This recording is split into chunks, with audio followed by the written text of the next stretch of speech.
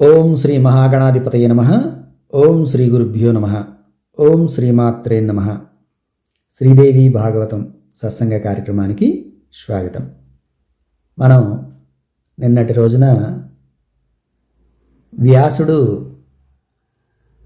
కుమారుని కోసం తపస్సు చేసి వరం పొందినటువంటి ఘట్టాన్ని వింటున్నాం.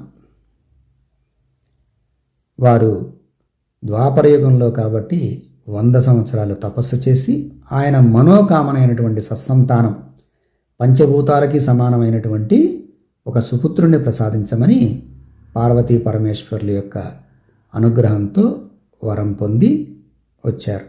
వచ్చిన తర్వాత ఆయన ఆశ్రమంలో ఆ యొక్క ఆదిపరాశక్తికి శివపరమాత్ముడికి కృతజ్ఞతలు తెలియజేసే భాగంగా యజ్ఞ సంకల్పం తీసుకొని యజ్ఞం కోసం సిద్ధమయ్యాడు. అరణీమథనం అంటే యజ్ఞంలో అగ్నిని ప్రజ్వలింపజేయడానికి ఉపయోగించేటువంటి ఒక సాధనం. ఆ సాధనం ద్వారా మదిస్తే అగ్ని పుడుతుంది. ఆ అగ్నితో యజ్ఞం ప్రారంభం చేస్తారు. ఇది సహజంగా ఆశ్రమాల్లో జరిగేటువంటి ఆచారం. ఇలా వారు ఆ విధంగా అగ్నిమదనం కోసం కూర్చున్నప్పుడు ఘృతాచి అనేటువంటి ఒక అప్సరస దర్శనమిస్తుంది. ఆ ఘృతాచిని చూసి మోహంలో పడతాడు వ్యాసుడు. తాను విన్నదాని ప్రకారము అప్సరసలు గృహస్థాశ్రమానికి పనికిరారు. వాళ్ళు స్వర్గంలో అందరినీ రంజింపజేస్తూ ఉంటారు. తమ యొక్క అలంకరణతో, అందంతో, నాట్యంతో మంచి ప్రదర్శనలు ఇచ్చి ఆకర్షణీయంగా వినోదం కల్పిస్తూ ఉంటారు. అటువంటి అప్సరసలు ఈ గృహస్థాశ్రమంలో ఉండకూడదని, ఒకవేళ ఎవరైనా అప్సరస వ్యామోహంలో పడితే వాళ్ళు భ్రష్టులవుతారని గతంలో నారదుని ద్వారా విన్నాడు. అతను విన్నటువంటి మాటలే చెప్పాడు. పూరూరవుడు అనేటువంటి ఒక చంద్రవంశానికి సంబంధించినటువంటి వ్యక్తి ఊర్వశి ద్వారా భ్రష్టుడయ్యాడనేటువంటి విషయం ప్రస్తావిస్తూ ఉన్నాడు. మనం అక్కడున్నాం. ఈ పూరూరవుడు ఊర్వశి వల్ల భంగపడ్డాడు, అలా నేను కూడా భంగపడతానేమో అని సందిగ్ధంలో ఉన్నాడు. ఎప్పుడైతే ఈ పూరూరవుడు పేరు, ఊర్వశి పేరు వినగానే మన సౌనకాది మునులు సూత మహాముని అడిగారు, అయ్యా, వ్యాసుడికి శుకుడు ఎలా కలుగుతాడో ఆ యొక్క వరం గురించి చెప్పారు. మధ్యలో ఈ ఊర్వశి పూరూరవులెవరు, వీళ్ళ కథ ఏంటో చెప్పండి అని అడిగాడు. మనకి దేవీ భాగవతంలో లీలలన్నీ కూడా ఎలా ఉంటాయంటే ఒకదానికొకటి అనుసంధానం కలిగి ఉంటాయి. అంటే కంటిన్యూషన్ అన్నమాట. అందుకనే మన అమ్మవారి యొక్క మణిద్వీప వర్ణన పారాయణ చేసే వాళ్ళందరినీ కూడా నేను సవినయంగా కోరుకుంటున్నాను. ప్రతిరోజు కూడా ఈ దేవీ భాగవతం ఒక సిరీస్ లాగా ఎపిసోడ్ 1, ఎపిసోడ్ 2, ఎపిసోడ్ 3 ఇట్లా మనం ప్రతిరోజు కూడా ఈ ఘట్టాలను వివరించుకుంటూ వెళ్దాం. ఈ లీలలో ఉన్నటువంటి ఆ జగన్మాత లీలా వినోదాలన్నీ కూడా తెలుస్తాయి. లోక కళ్యాణం కోసమే ఏదో తప్పు జరిగినట్టు కనిపించినా, ఏదో జరగకూడదు జరిగినట్టు కనిపించినా ఇవన్నీ కూడా అమ్మవారి లీలలో భాగాలే. అందుకనే ఇక్కడ ఇవాళ ఒక విషయం చెప్తున్నాడు సూత మహాముని. అయ్యా, మీరు ఈ ప్రవచనాన్ని వినేటప్పుడు అయ్యో ఇలా ఎందుకు జరిగింది, ఇతనెందుకు ఇలా తప్పు చేశాడు, ఇలా చేసి ఉండకూడదు కదా, తపస్సంపన్నుడు కదా, ఘృతాచి అనేటువంటి అప్సరస వ్యామోహంలో పట్టమేమిటి, తర్వాత పూరూరవుడు అంటున్నారు, ఆయన చంద్రవంశం అంటున్నారు, ఆయన ఊర్వశి వల్ల బస్టు పడకూడదు కదా, ఇలాంటి సంశయాలు పెట్టుకోకండి. మీరు సంపూర్ణంగా దేవీ భాగవతం పూర్తయ్యేంత వరకు మీరు సావధాన చిత్తంతో విన్నట్లయితే మీ సందేహాలన్నీ కూడా నివృత్తి కాబడతాయి. ప్రతిదీ కూడా కార్యకారణ సంబంధంతో జరుగుతూ ఉన్నది. అటువంటి విషయంలో మీరు సందేహాలు పెట్టుకోకుండా సావధాన చిత్తంతో విన్నట్లయితే మీకు అన్నీ బోధపడతాయి అని చెప్పాడు. అంటే వీళ్ళు మధ్యలో ఏదైనా ఒక కొత్త పాత్ర విన్నా లేదా ఒక సంఘటన జరిగినా సందేహం సహజంగా వస్తుంది కదా. అందుకని ఈ సౌనికాది మునులకు సూత మహాముని విషయాన్ని చెప్పి కథలోకి వెళ్ళాడు. ఈ పూరూరుడి కథ అత్యంత మనోహరమైనది, రసవంతమైనది. ఇది వ్యాసుడి ద్వారా విన్నది విన్నట్లుగా వినిపిస్తాను మీకు, వినండి. దేవతల గురువు బృహస్పతి, అతడి భార్య తార. ఆమె అపురూపమైన అందగత్తె, యవ్వనవతి. ఒకసారి తమ యజమాని అయిన ఇంద్రుడి ఇంటికి వెళ్ళింది తార. అందాల రాణి కదా, ఆమెను చంద్రుడు చూశాడు. చంద్రుణ్ణి కూడా తార చూసింది. కళ్ళు కళ్ళు కలిశాయి. ఇద్దరూ ఒకరినొకరు ప్రేమించుకున్నారు. ఆ విధంగా అందంలో తారాచంద్రులు ఇద్దరే కాబట్టి వాళ్ళిద్దరూ కలిసి జీవించాలని నిర్ణయించుకున్నారు. ఆ సమయంలో తార తామసి అయింది. చంద్రుడు కూడా తారని వలచి ధర్మం కోల్పోయాడు. బృహస్పతికి మతిపోయింది. ఎంతో దుఃఖపడ్డాడు. తార అలా చంద్రుడితో వెళ్ళిపోవటాన్ని జీర్ణించుకోలేకపోయాడు. తారని తీసుకురమ్మని ఒక శిష్యుడిని పురమాయించాడు. తార నేను రాను పొమ్మంది, చంద్రుడు కూడా పంపించను అని చెప్పాడు. అలా మరొకసారి కూడా ప్రయత్నం చేశాడు బృహస్పతి. రాకపోయేసరికి బృహస్పతే స్వయంగా వెళ్ళాడు. చంద్ర, ఇంత అధర్మానికి పూనుకున్నావేమి? నా భార్యని నీ ఇంట్లో ఉంచుకున్నావు ఏమిటిది? నీ గురువు నేను, నా యజమానివి నువ్వు. మూఢుడా, గురు భార్యతోనా ఈ దురాచారం? బ్రాహ్మణుణ్ణి చంపినవాడు, బంగారం దొంగిలించినవాడు, కళ్ళు తాగినవాడు, గురు భార్యతో సంభోగం చేసినవాడు, ఈ పాపాలు చేసిన వాడితో సంబంధం పెట్టుకున్నవాడు, ఈ 5గురు కూడా బ్రహ్మహత్యా పాపం చేసినటువంటి మహాపాపులు. గురు భార్యతో జత కట్టావు నువ్వు. మహాపాతకివి, దురాచారివి, నీచుడివి. నా భార్యని అనుభవించావు. దేవలోకంలో స్థానం లేదు నీకు. అయిందేదో అయింది. నా భార్యను నాకు ఇచ్చేయి.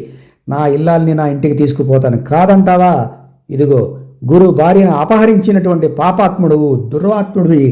ఇప్పుడే నేను శపిస్తాను అని చంద్రుడు దొక్కాడు బృహస్పతి. అంతే కదా, మరి కోపం వస్తుంది కదా భార్యని అలా తీసుకెళ్తే. అలా బృహస్పతి బాగా కోపం పడ్డాడు. అప్పుడు చంద్రుడు చెప్తున్నాడు, గురువుగారు, బ్రాహ్మణులు మీరు, బ్రాహ్మణులు కోపం తెచ్చుకోకూడదు. గురుస్థానంలో ఉన్నారు, శాంతంగా మాట్లాడండి. ఎప్పుడూ ధర్మం తెలుసుకొని శాంతంగా ఉండేవారే గురువులు. అలాంటి వారే పూజించబడతారు. కోపం తెచ్చుకున్నటువంటి వారు పూజించటానికి అర్హత కోల్పోతారు. కోపం తెచ్చుకున్నటువంటి వాడు గురు మార్గానికి పనికిరాడు. తార ఎల్లకాలము ఇక్కడ ఉండిపోతుందా? తనకి బుద్ధి పుట్టగానే మీ ఇంటికి వచ్చేస్తుంది. అంతవరకు కొద్ది దినాలు మా ఇంట్లో ఉంటుంది. ఇంత మాత్రాన మునిగిపోయేదేముంది? ఆమెంతట ఆమె ఇష్టపడి సుఖపడాలని వచ్చింది. రేపో మాపో తనంతట తానే వచ్చేస్తుంది అని చంద్రుడు విన్నవించాడు. చూడండి, ఇక్కడ కొన్నిసార్లు కొన్ని సంఘటనలను చూస్తే ఏంది ఇంత ఘోరమైన అపరాధం జరిగింది అని మనకు అనిపించవచ్చు.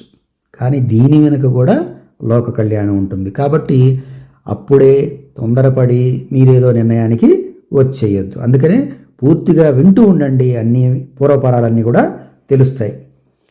ఈమె ఎంతసేపటికి రాలేదు. ఎన్ని రోజులు గడిచినా రాలేదు. చూశాడు. మళ్ళీ చంద్రుడింటికి బృహస్పతి వెళ్ళాడు. ఈసారి ద్వారపాలకుడు లోపలికి వెళ్ళనివ్వలేదు. ఇక పెద్దగా బయట నుంచే బృహస్పతి అరిశాడు. దాంతో చంద్రుడు వచ్చి బృహస్పతిని అవమానించాడు.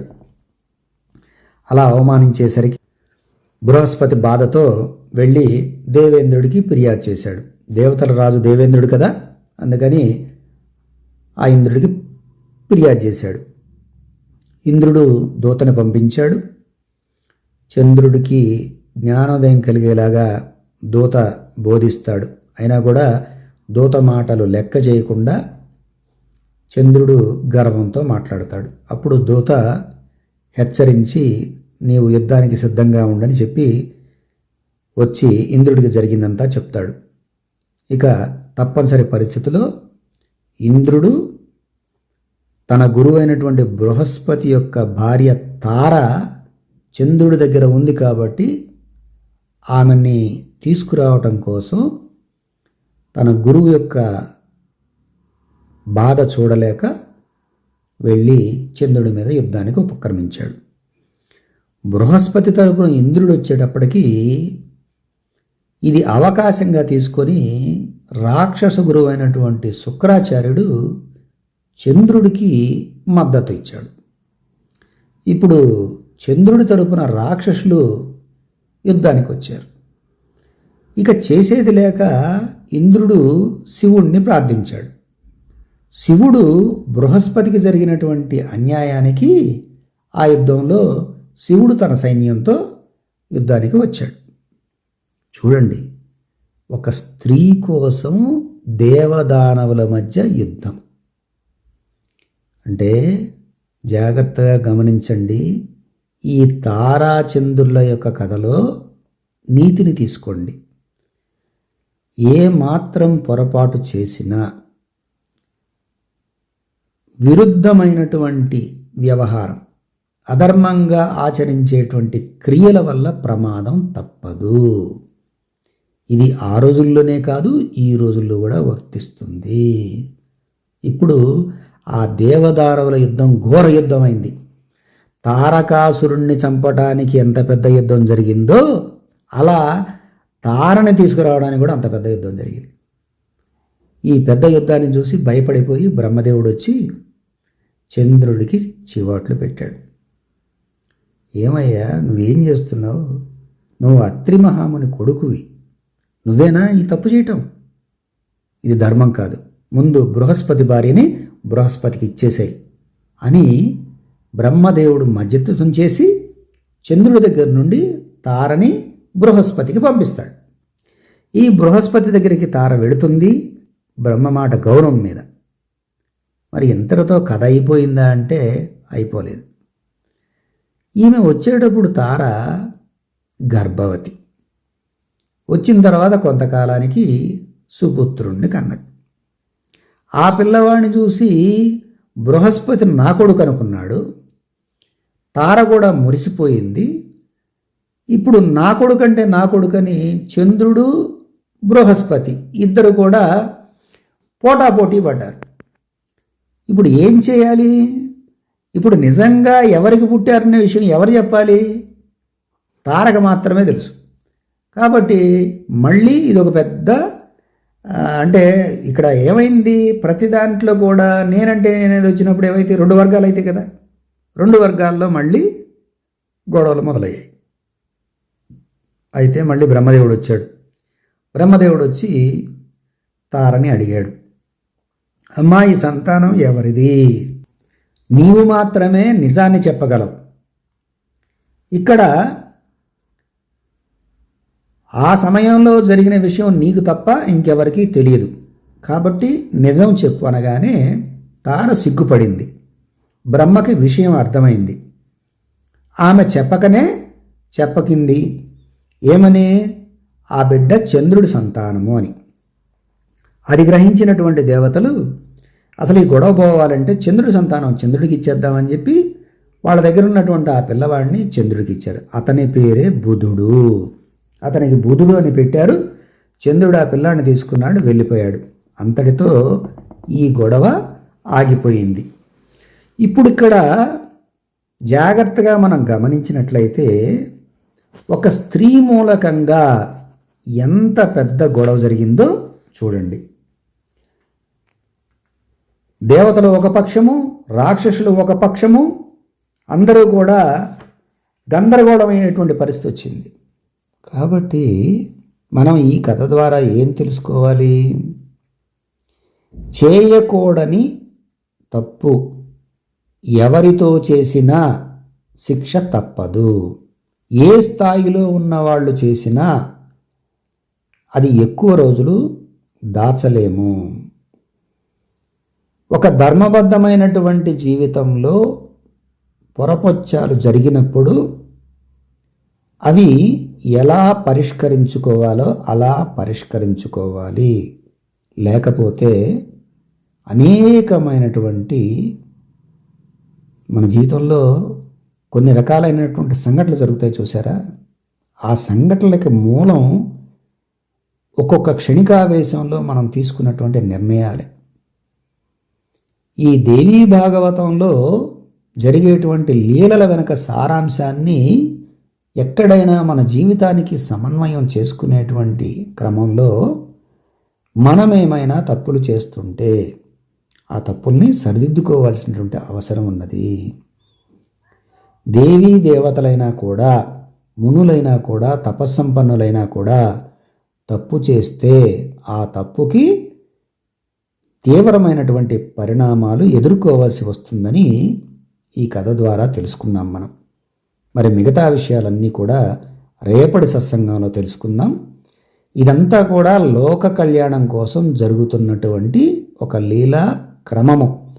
ఇందులో వారు తప్పు చేయటం కాదు, అక్కడ కార్యకారణ సంబంధంతోనే ఇదంతా జరుగుతుంది. మనకి ముందు ముందు జరిగేటువంటి లీలల్లో దీనికి సంబంధించినటువంటి క్లారిటీ మనకు వస్తుంది. మరి అప్పటి వరకు శ్రద్ధాభక్తులతో వింటూ ఆ జగన్మాత అనుగ్రహం మన మీద ఉండాలని ప్రార్థిద్దాం. స్వస్తి. శ్రీమాత్రే నమః.